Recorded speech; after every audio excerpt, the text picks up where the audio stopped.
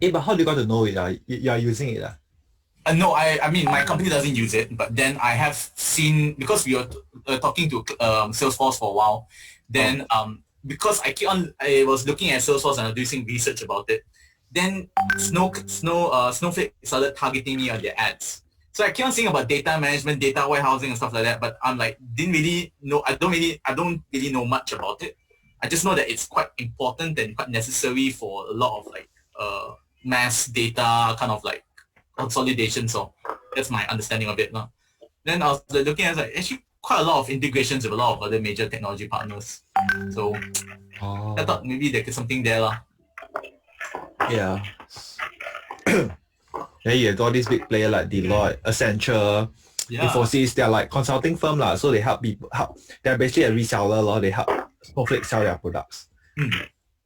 You know when you mentioned Snowflake, right? I thought you were talking about there's this microphone brand. It's called Snowflake also. Oh really? Yeah. No, I didn't know. Oops, a bit noisy. Let me see. Is that? Wait, I gotta mute a bit. Yeah. Okay, can already. Oh, sorry. Long Yu, Care Cloud seems interesting too, Yeah, so that's why I was looking at the MTBC. Then I realized that the Care Cloud was actually using Snowflakes. Then there's some testimonial videos on how they use it and how it provides value to them. So I thought that was quite interesting. MTBC.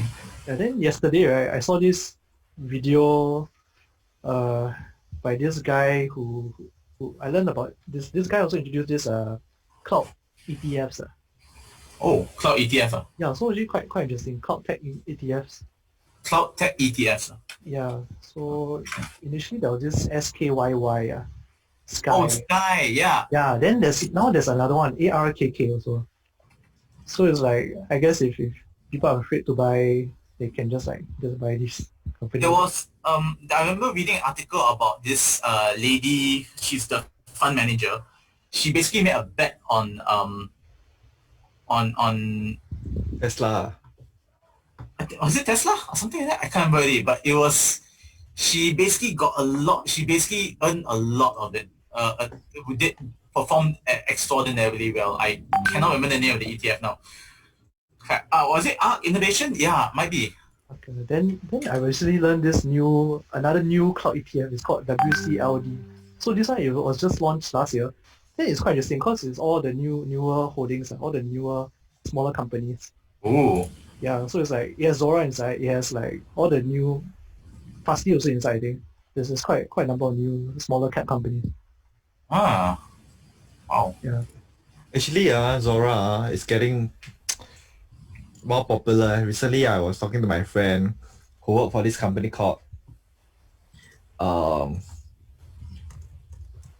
Team Spirit. It's actually a cloud-based company in Japan but they have subsidiaries in Singapore. So she said that Zuora is getting more popular. I mean, previously we got to know that Singapore Press Holdings is using them. So it's interesting lah. So they are just converting more of the older traditional industries to more like SaaS-based lah.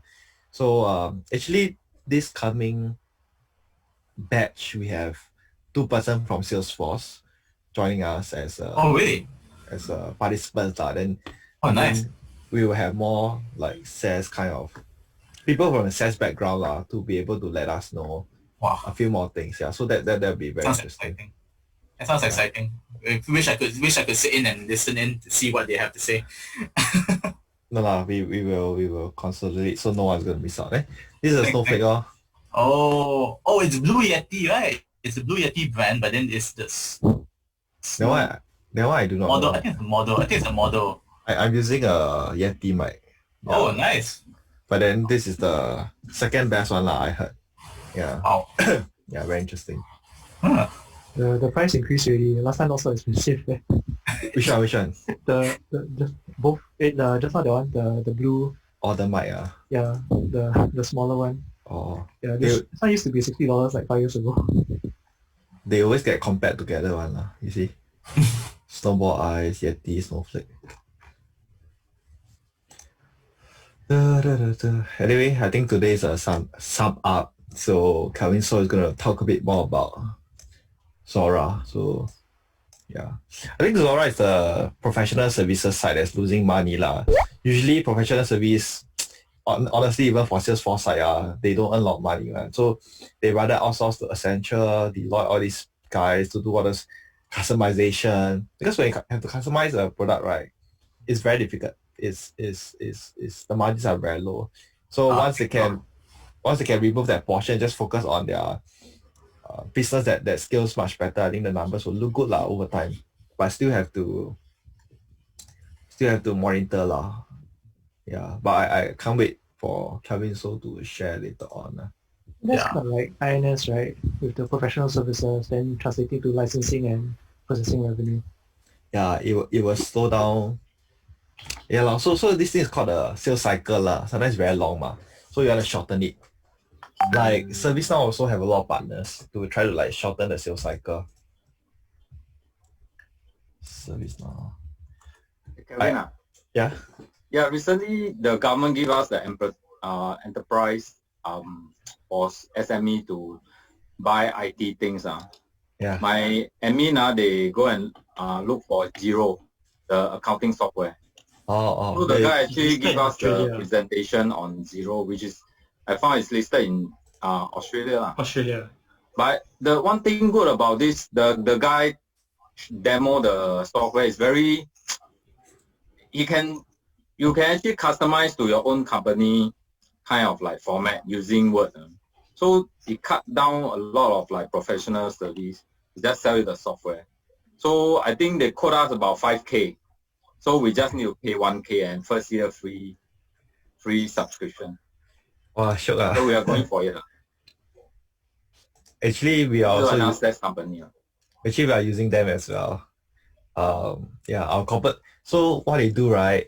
Zero, right? This company, right? They'll partner out with a lot of corporate secretary companies. Then after when so in a way the corporate sec, right, are like a reseller. They help you sell software. Then after they get a small cut. Yeah.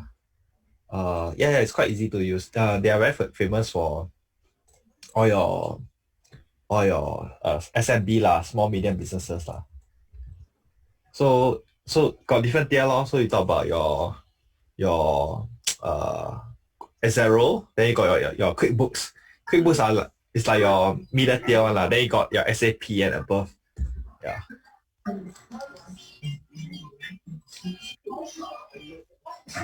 But then for this kind of SMB business, right, during bad times, right, they get affected very badly lah. Yeah. I don't know how they are doing right now. I just kind of take a little bit. Okay, anyway, it's gonna be 8 p.m. soon. I think Calvin is in the room, right, Calvin? Yeah, I'm in the room already. Okay, so Calvin, I'm gonna make you the host. Then you help me make me back the co-host. Okay. Okay, give me a while. Hey, you're the co-host. Okay, I'll make you the host. Okay, done. Okay, so I make you co-host. Okay, Yeah. done. Herbert, Latest revenue growth, 0. Not bad. Yeah, let me see Herbert. I think Herbert also need to make co-host. Where's Albert? Let me find him. Need to. I think Zero, the only concern, I think if you look at the other big company was Intuit. So the two issue is always the regulation side. If they will attempt to expand the new market.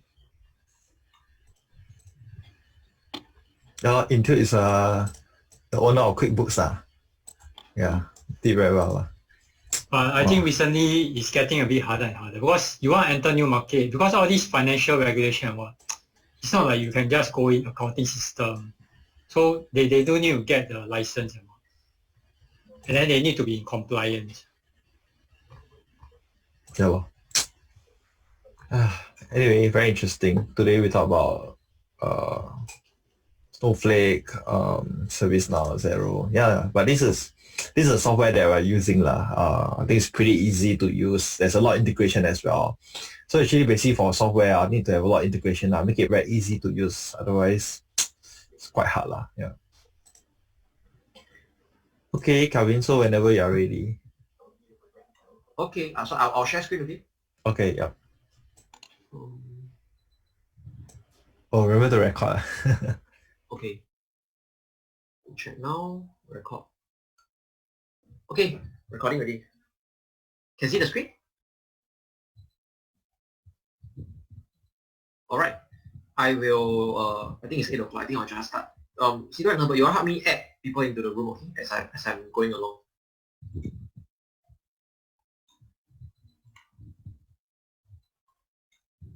Okay, so let's get started.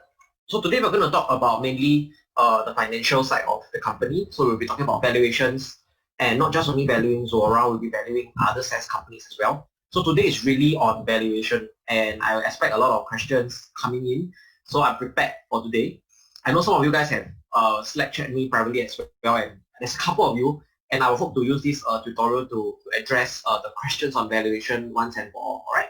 So I think there's no need for me to go through what Zuora is. We've been doing this for the last 1 month, so you can go back and watch the videos that we've done for the business. All right. So same thing, we're going to put into practice what we learned in gym. But of course, some of these ratios are not really going to help you a lot when analyzing SaaS companies. So I'll just move along for today. All right. So this is the profits for Zuora. All right. So you can see that the revenue actually has been growing ever since they listed in 2016. All right. And you can see that the revenue growth has been quite steady going along, and you can see that the gross profits are actually growing along as well. So in 2016, there's about $49 million in gross profit, and then after that, it's 151 million. But for the operating profit wise, you can see that it's not a positive figure. So if you're going to use the conventional way of valuing the SaaS business, right, it's going to look very weird. So EV over EBIT will not really apply over here when we are valuing SaaS companies. So there are a few new concepts that we have to introduce to you guys so that you guys can analyze the business better. So what I want to focus on is two main margins, all right, when you are analyzing SaaS businesses. The first thing is actually the gross profit margin, all right? And I will explain deeper on why the gross profit margin matters a lot. It matters a lot for SaaS companies. Ultimately, it's going to impact the valuation that we're going to be seeing. All right, so you can see that the gross profit margin is hovering along the 50% mark. All right, as you can see, the one in blue. And whereas for the EBIT margin, of course, it's not profitable at this moment. So you can see that it's actually a negative figure. All right, so bear in mind the gross profit margin is actually 50%. Later on, when we do some comparison with the peers, you're going to see why the gross profit margin actually matters. All right, so these are the growth rates, all right, for the revenues and for the gross profit as well, and for the EBIT. So you can see that the revenue growth is actually 20%, or rather 22% in 2017, and then 2018 is about 50%, 2019 is about 37%, and 2020 is about 17%. So the revenue growth has slowed down considerably in financial year of 2020. So bear in mind that it's actually year 2019, all right? Because the financial year ends not on the December period, so they classify it as financial year 2020. So if you have attended the previous tutorials, the reason why the revenue growth actually slowed down predominantly because they have some product integration issues, and they have to actually pause billings for some of their customers when they fix the back end problems. So when they pause the billings, the revenue slow down. When the product integration doesn't work, they cannot resume the upsell, all right, to their customers. So the land and expand model kind of stopped in 2019. That's why the revenue actually fell. So in 2019, they have actually fixed the problem already, like what the management has said, and now they're on the road to progress. So over the previous tutorials, you can see that the management said that on the second half of this year, 2020, right, the growth is going to re-accelerate back. Right? So whether it will happen or not, we do not know, is a question mark. So ideally, the management has guided that the revenue is going to be growing around a 20%, 15 to 20% figure. So that's for Zuora, right? And then looking at the balance sheet, all right, for the company, the balance sheet is actually, I would say, fairly strong. All right, if you look at the line in blue, that is the total borrowings. So the borrowings are actually about 76 million over the last 12 months basis. And you can see that the cash is about $173 million. So they are a net cash company, and shareholders' equity comes in at about 161 million. So I think balance sheet wise, they're not nothing serious. All right, they're pretty strong. And then so net debt to equity, they're actually a negative figure. So they're cash flow and net cash company. All right. So moving on to the valuation part, right? Okay. I want to introduce this concept Alright, so this is actually taken from this book called Subscribe. Or actually have the link below over here where you can go and buy it on Amazon. Alright, to support Tian Zuo. So the book is written by Tian Zuo, who is actually the founder of Zuora. So he wrote this book and he talked about this thing called the recurring profit margin, and that's something that I want to talk about. Alright, so when you analyze the SaaS companies, you need to understand that they have this thing called ARR. Alright, so what is ARR? ARR is your annual recurring revenue. This is revenue that recurs on year-to-year basis. Alright, subscription revenue. So once you understand that you have recurring revenues, you have to understand that there's two things. Alright, you have what we call the recurring expense, and we have what we call the growth expense. Alright, which is actually sales and marketing. And think about it this way. Alright, think about it this way. The cost of goods sold, the general and administrative expenses, and the R&D is expenses that has to be incurred, alright, on a recurring basis, because you need to deliver the service to your customer. So that is the cost of goods sold. You need to have staff to actually manage your admin, alright, the general expenditure, your overheads in the company basically. And then you have R&D. R&D is something that software companies have to do, I would say have to do on a year-to-year basis. Why? Because the industry is very competitive. The technology keeps on improving, so you need to R&D new stuff to stay ahead of the curve, and also continuously introduce new products. So these are expenses that are recurring in nature. And the next part we're going to look at is actually sales and marketing. Alright, so sales and marketing is where you spend money to hire salespeople, and they will help you to generate the sales. So if you think about it this way, if you can hire more salespeople that can do the sales, log in the customer, the customer is going to sign a package with you whereby the revenues are recurring in nature. So it's very predictable kind of revenue. So we should classify sales and marketing as a growth expenditure. All right, and you have to understand that in good times, you can ramp up in sales and marketing, and in bad times, what companies can actually do is to cut sales and marketing. And I would say that it's not an expense that is fixed in the company. It's not a fixed cost in the company. So can you imagine if you spend sales and marketing upfront, right? And you hire salespeople, you lock in the customer, you land grab basically. And once your market is saturated, once you have captured a large percentage of the market share, you do not need so much salespeople. So what happens is that the sales and marketing expenses actually go off. All right, because you start firing salespeople, you start reducing headcount for sales and marketing. The expense is no longer there, but the customer that you have won and the customer that signed with you, they're likely to be staying with you for a couple of years, provided that you have a product that works, provided your R&D is good. You keep on introducing new products and services to add value to your customer. They're going to stay with you, and the revenues are recurring and it's a predictable stream. So these companies should ramp up sales and marketing to land grab, to win market share and become the market leader. Once they have done so, right, sales and marketing expense is going to go away, and that's where the company becomes truly profitable. So when the company is still, we ideally want to invest when the company is still growing, all right, whereby they still have a large TAM to go and capture. So in the meantime, we're not going to see profits on the income statement. So what we can do is to actually focus on this thing called a recurring profit, which is to remove the sales and marketing. All right, it's a growth expense, and the sales and marketing can actually be capitalized and being shifted over to the balance sheet.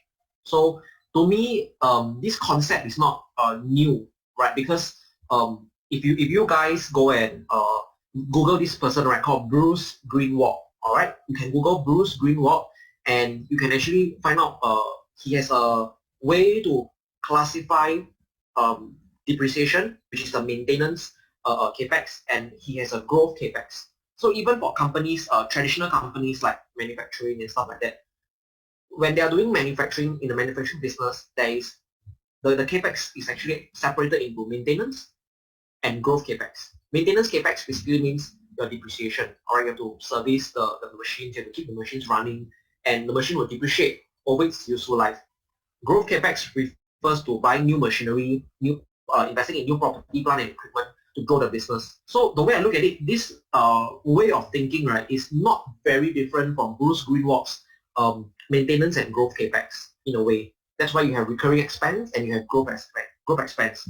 And if you think about it, for SaaS companies, because of the nature of the business, they are technology-based companies, they have no depreciation or very little to almost no depreciation, and they don't have any fixed assets much per se, because they don't need property, plant, equipment to grow the business. So they are using mainly software, and software is created from R&D expenditure. So you can do this because for SaaS companies, on the balance sheet side, right, it's very asset-light. So the sales and marketing would act as a capital expenditure, and it can actually be shifted over to the balance sheet.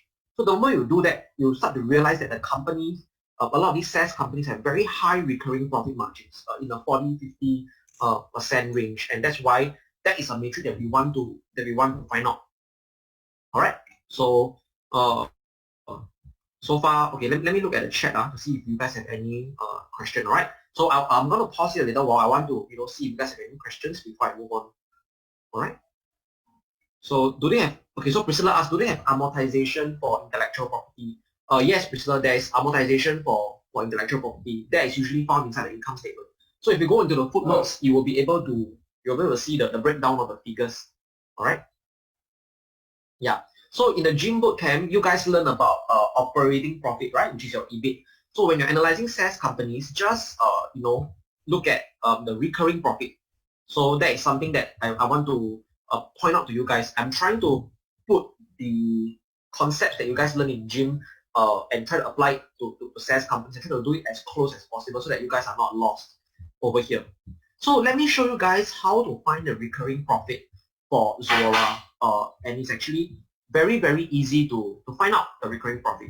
All right, so let's take a look. This is actually Zuora's income statement. All right, it's a quarterly income statement over the last 3 months, ended in April, so it's the most recent income statement. All right, so can you guys take a look at this? This is the income statement. So the revenue for subscription is about 56 million, and then they have about $17 million in professional services, which gives them a total revenue of $73 million. All right, and then can you see the cost of subscription is only 13 million? So you're generating $56 million in revenue, but your cost of goods is only 13 million. So you can see that the margins are very high, probably about 70%. But for professional services, they are generating about 17 million, but the cost to fulfill the professional services is about 18 million. So they are loss making on the professional services side. So if you move further down, you can see already is the gross profit at 41 million. So then you have your operating expenses, all right, and then you have your EBIT. So the loss from operation is actually your EBIT. So the EBIT is actually negative 17 million. All right, can you see the EBIT is negative 17 million? But look at the sales and marketing. All right, the sales and marketing is $28 million. All right, can you guys start inside the chat? Sales and marketing expenses 28.4 million. All right, type in the chat. Sales and marketing 28.4 million. Then you guys type EBIT negative 17.7 million. All right, EBIT negative 17.7 million. So if you assume that the sales and marketing is actually growth capex, all right, is money spent to grow, just like how a company that is doing manufacturing is buying property, plant, equipment. All right, they're buying property, plant, equipment, and in order for them to increase capacity, increase production. The same thing is what SaaS companies basically do. They are spending sales and marketing upfront to acquire customers that give them multi-year revenue, recurring revenue streams. Just like how a traditional company buy a machinery, all right, and they will milk the machinery's useful life, all right, over be a 10-year period or 15-year period, depending on how long the machinery lasts. And that machinery is going to produce products which the company sell to create multi-year of recurring revenues, all right? But manufacturing companies don't have recurring revenues per se, all right? Maybe they have contracts with some customers and stuff like that, but the revenues are not as predictable as SaaS companies, all right? So it's the same thing if you think about it. Buy machine, create products, generate revenue. Hire salespeople, land grab, acquire market share, log in customers subscribe to your software, you get recurring revenue. Same thing. All right, same thing. But the thing is that for machineries, the spending is upfront, and then you depreciate it over its useful life, let's say 10 years, 15 years. But for sales and marketing, you're not able to put it in the balance sheet. You have to expense it according to the accounting rule. or according to the accounting rules. So that's why you can see a lot of SaaS companies are not profitable, all right, on the income statement, but the stock prices are rising. And we are going to analyze why today, all right? So the recurring profit, right, is simply just using the EBIT and you add back the sales and marketing. All right, that's it. You get the EBIT. Okay, so does it make sense to you guys? All right, just type in recurring profit equals to EBIT plus sales and marketing. All right, so you can register it, the concept of not operating profit. Is recurring profit. Yes, recurring profit equals to EBIT at sales and marketing. So very similar to, so I want to try and tie this with the dream framework that you guys learned so that you guys can understand it. So you guys know how to find EBIT, right? When you attend the program, you can go to Morningstar, you go to the income statement. So now you just need to do one more step. Take the EBIT, add the sales and marketing. You get the recurring profit, all right? So that is how you can. So we're going to look at Zuora. Last year, all right, in 2019, the recurring profit is 4.6 million, all right? Recurring profit is 4.6 million. But 1 year later, which is first quarter of 2020, the recurring profit is 10.7 million. All right, 10.7 million. So I think that is pretty good growth. Do you guys agree? All right, do you guys agree? It's pretty good growth, right? I think the growth is almost doubled. All right, it almost doubled. So you can see that there is some form of operating leverage over here. All right, so I'm going to pause here for a moment and just before I move on, we need to first drill this down. So anybody still don't understand what is recurring profit, still don't understand how to find recurring profit, let me know. Or if you can follow along, you fully understand what's recurring profit, just type yes in the section, all right? Okay, so far this is very simple, so we step by step. Okay, Priscilla asked, do you multiply it by 4 to analyze it? So Priscilla, I don't, not yet, Priscilla, I will come to that later on, all right? Okay, so it seems like most of you guys actually understand the recurring profit already. So how to find recurring profit margin? How to find recurring profit margin, right? Okay, we are. Teck Hoi asked, there are some portions of R&D expenses are growth expenses, but difficult to determine the amount and it is different by companies. Yes, Teck Hoi, so I will not try and capitalize R&D. I will not try and capitalize R&D. I would just expense it off and I would just capitalize sales and marketing, all right, to keep it simple. So, okay, before I go on, I just want to share some of the learning experiences that I have when I learned about investing. So, I started learning about value investing in December 2016, and back then I was so new to the concept, and I looked at this company called Amazon, because back then everybody is talking about Amazon, and back then Amazon is only, I think, what, $900. All right, back then Amazon was only $900, and you know, once you learn the concept, you try to apply to Amazon, and you say that, well, Amazon is crazy expensive. The PE ratio is like 100 over time, so we didn't dare to invest because we didn't understand Amazon. All right, so later on in my investing journey, I started to analyze. I asked mentors for help. I asked around and I learned what you can do is you can actually capitalize the R&D expenses for Amazon, and immediately the company becomes profitable. All right, immediately the company becomes profitable for Amazon. So if you want to focus on the free cash flow of Amazon, it's actually growing every year. But on the income statement, it's actually not very profitable. So for Amazon, you must do a lot of work. You must zoom in, you must use Bruce Greenwald's formula to separate the growth capex and the maintenance capex. So mainly R&D, you have to capitalize it. That's what people do for Amazon in the early days, all right, to make sense of the company.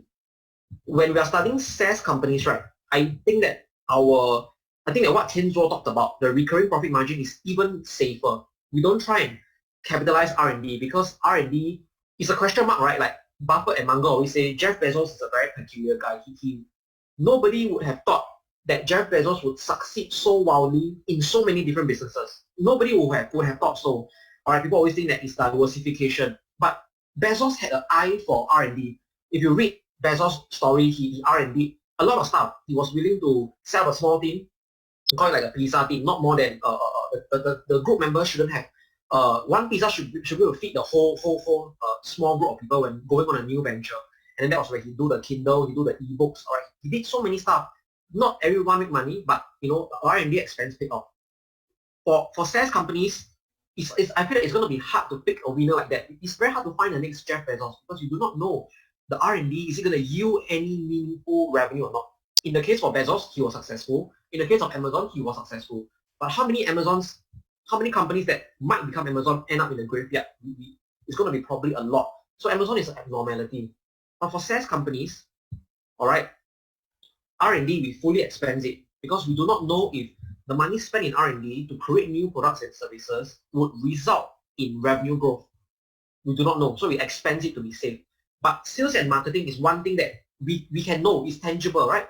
Because when you hire the sales and marketing guy, X amount of dollars, when they close the sale, or if they manage to close the sale, they sign the contract, let's say a 3-year a subscription contract with a customer, that cash flow from that contract is actually, you can calculate the cash they're going to receive from that contract.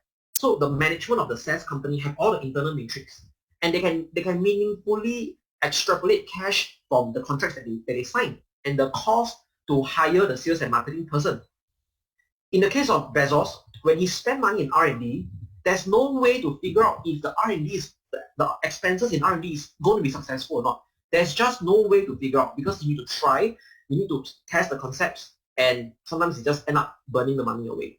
So I feel that SaaS companies are easier for me, it's more comfortable for me to stomach once I really understand sales and marketing expenses spent to acquire that 3-year or 2-year contract from the end customer. So okay, so Yuqi asked, Kevin, I used to evaluate C group, all right, by comparing the price to sales or EV over sales of big boys like Salesforce, all right, and to see what's the appropriate multiple. But with EV over recurring profit, do we do the same and compare with the big boys, all right, to see the multiple? Okay, so Richie, I will get to that later. Yes, I don't think EV over sales is accurate because of the gross profit margins, which you will see later when I explain deeper. Using EV over recurring profit makes a lot more sense in my opinion because it takes into consideration the gross profit margin already. All right. So following on to your question, Peter Lynch ratio PEG 1. Yeah, I would fall back on Peter Lynch PEG ratio concept later on when trying to make sense of the valuation. All right. So Malcolm asks, I just want to clarify, we can add back sales and marketing to get recurring profit, but a company must be able to convert marketing into sales. Is there any way we can check that? Yes. So Malcolm, that's a very, very good question. I will explain more later because it's a metric. There's a metric to actually track that. So we call that reinvestment rate, and then we call that sales efficiency. So valuing a SaaS business, or in fact any business, you cannot just rely on one metric. I know a lot of new investors, they just want to find the silver bullet. They just want to find the magic pill. They just want to find that formula, and then once they apply that formula, they think that they can become like Warren Buffett, all right? But in actual fact, there's no such silver bullet or magic pill. Okay, despite what other people are selling you out there, trying to, convince you, but you need to look at a variety of metrics. So I'll be talking about it today. What are the essential metrics to look at, all right, for you to come to a conclusion and make an independent assessment about the business, all right? So Alan asked, what is a reasonable R&D over revenue for SaaS companies? So Alan, based on what I know, R&D is roughly around 20%, 25%. Some of them are even higher, 30%. So for me, I don't look at the R&D as a percentage of revenue. I look at the recurring profit. So now I'm focusing a lot on recurring profit, all right, for the companies that I'm analyzing. All right. So Jay Lai asks, capitalized R&D away, can you elaborate on that? So it's very simple. Basically, the R&D expenses is shifted to the balance sheet, and then you will depreciate it or amortize it over maybe a 3-year, 5-year period. All right. So that's just in theory, but if you want to work it out, it's gonna be quite hard to explain over the work. You have to take a company to apply to it. All right. So Teck Hoi says Columbia Business School uses the historical R&D expenses and determine the maintenance R&D. Yes, that's the Bruce Greenwald's formula to calculate growth R&D. All right, but I'm not sure whether we can do the same for SaaS companies. Teck Hoi, actually we can, but it's going to be a lot of work. It's going to be a lot of work. So I just want to keep it simple for now, and I'm just going to expense, to be safe, I'm just going to expense everything, all right, and not capitalize any R&D for SaaS companies.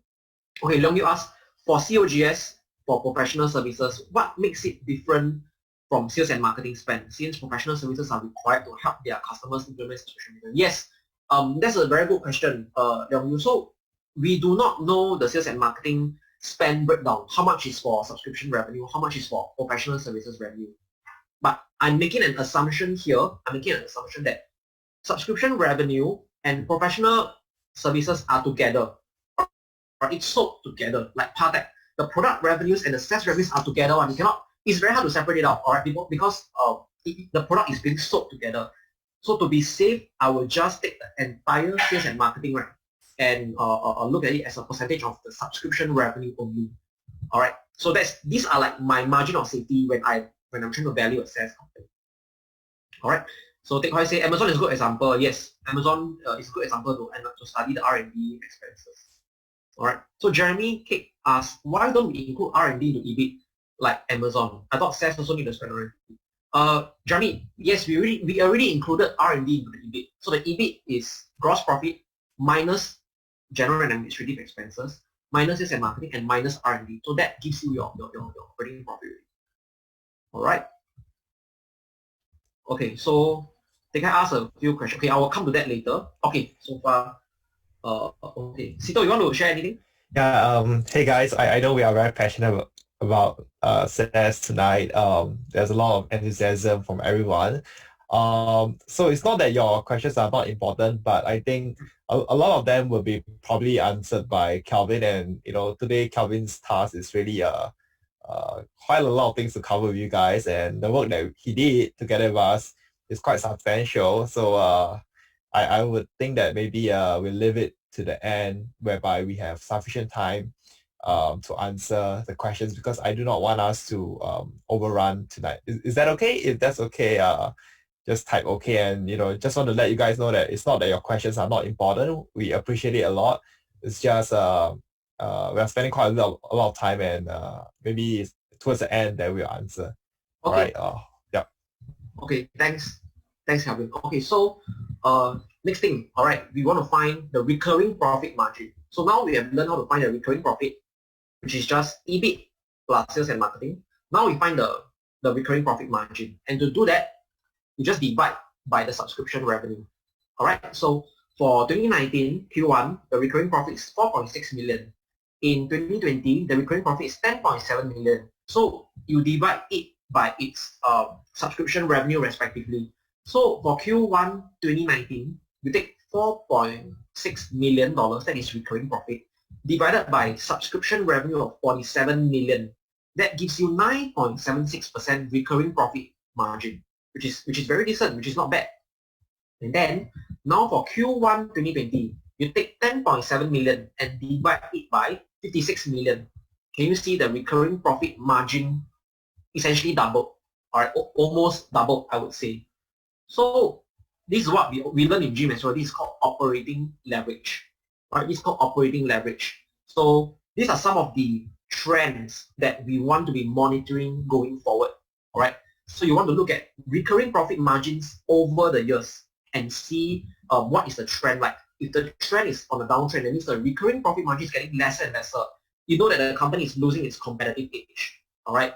Maybe its gross margins are shrinking. Maybe they need to spend more on R&D to fix some product integration issues, or to do some product overhaul, or develop a new product. So you need to understand on a case-by-case basis. But essentially, if you see the recurring profit margin on uptrend, it's very good. All right, it's just very, the company is generating a lot of recurring profit. So if a company, let me ask you guys a question. Company with high recurring profit is better, or low recurring profit is better? All right. High. All right, so the answer is very obvious. High recurring profit. Now, if a company has high recurring profit, am I right to say that they have more money to hire even more salespeople? Hire even more salespeople to grow. If you got less recurring profit, you got less bullet to fight the war, you got less bullet to grow the business. So you need to go to stock market and sell shares to dilute shareholders, or you need to go and take on debt to fuel the growth. But if the company's operations can generate very high recurring profits, and the business is in a market that is still very small, or is in a market that's still growing, all right? So that's why we always say look at the TAM, look at the total addressable market. If the revenue size is still very small in relation to the total addressable market, That means the room for growth is very huge. So with more recurring profits, you can hire the right salespeople, attract the best salespeople, and grow. Right? So Priscilla asked, high recurring profit. You are talking about profit margin, is it? Yes, Priscilla. So you can technically say that the recurring profit margin is as good as the company's net profit margin, essentially. All right. So Jonathan asked, we are factoring professional services revenue and professional services cost to obtain recurring profit. Shouldn't we divide RPM over total revenue? I will not. I will just completely remove the professional services, and I will just divide only with the subscription revenue. All right. I'm just assuming that the sales and marketing is purely used for the subscription revenue only. All right. So now we're going to talk about this thing called the ARR. All right, which is the annual recurring revenue. So this is actually also taken from Subscribe. All right. So how do we find ARR? So essentially, the ARR is annual recurring revenue. So you start the period at a specific annual recurring revenue run rate. All right. And then you minus away the churn. All right. You minus away the before minusing the churn, you have to figure out what is the gross profit. So you try to remove the COGS. All right. So usually we will not remove the G&A R&D, we'll just remove the COGS. And then you minus the churn customers that essentially left you, and you add back customers that actually joined. That means customer that you managed to sign. So that's called the new annual contract value. All right. Either from existing customer or new customers. So the best of the best SaaS companies have a dollar expansion rate. That means their existing customers are spending maybe 20% more, 10% more with them. On top of that, they manage to get new customers for the year or for the quarter.